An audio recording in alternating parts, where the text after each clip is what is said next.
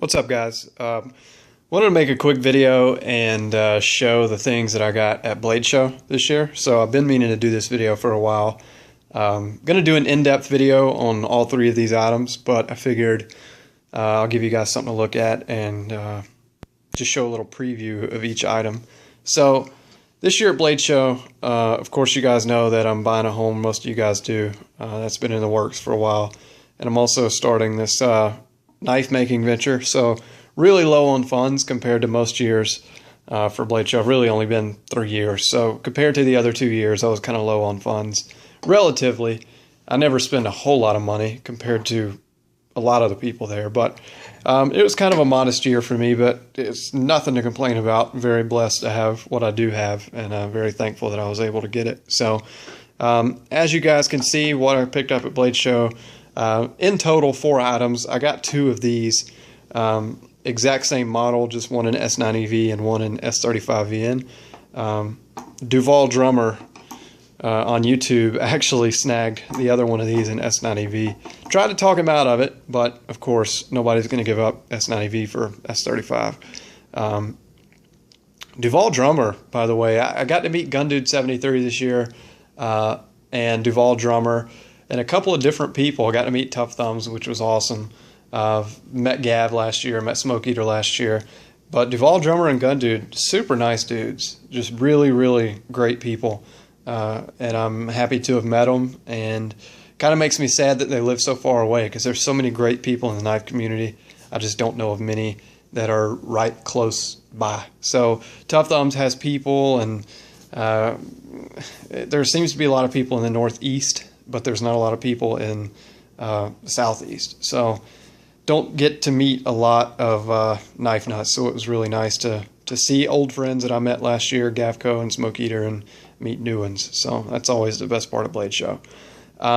Anyway, as you can see, what I got was Kirby Lambert. I think this is a flare.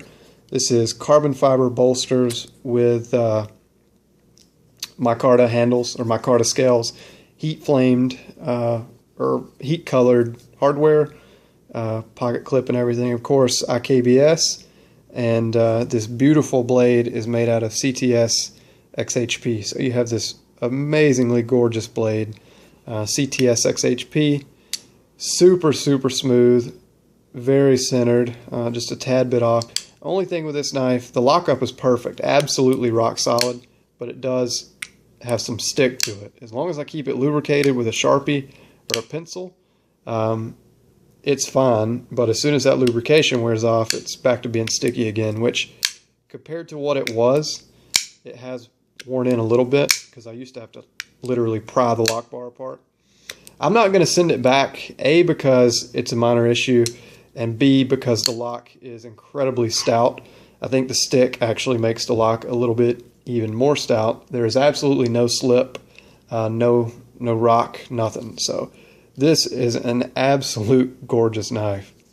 Told myself it was going to be a user, but I'm not sure I can bring myself to do that. But anyway, this is a Shirogorov Hati. You guys have seen these before. This one's an S90V. This is full user status. So I dropped this on the asphalt the other day. I still have asphalt in the pocket clip there, but scratched it up, dinged up the titanium. Didn't hurt the blade, thank goodness. But this is full user status. So really smooth. Mine did smoothen up a little bit, not as much as Duval Drummer's, but it did get a little bit smoother.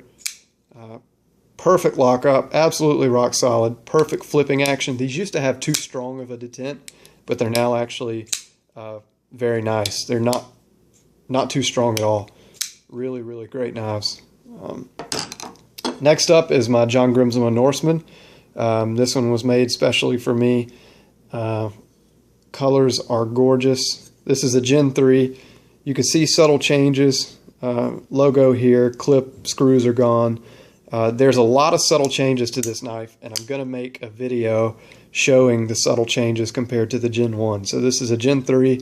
Going to compare it to the Gen 1, show the colors, and really just do an in-depth review on these knives, because I think they're fantastic. Different. They are 100% CNC machine made. but that's okay. That's just what he does.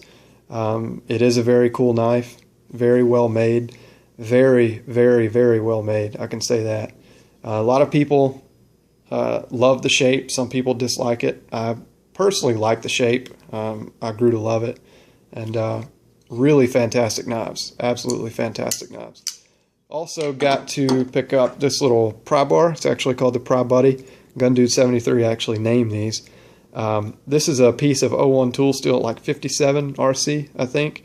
But it has a bit driver, bottle opener, flint striker, and pry bar also. Next thing it does is this round edge up here serves great as a hone. So if you want to hone your knife on a steel, so do edge trailing strokes, this works perfectly for that. So I'm going to do a review on all these items coming up. That'll be what I do probably next week. And I wanted to talk about something. In my last video, I spoke about how I no longer have a day job, so I can pursue this knife making stuff. Got a lot of negative comments on it. Wanted to make it known that this was not a spur of the moment decision for me.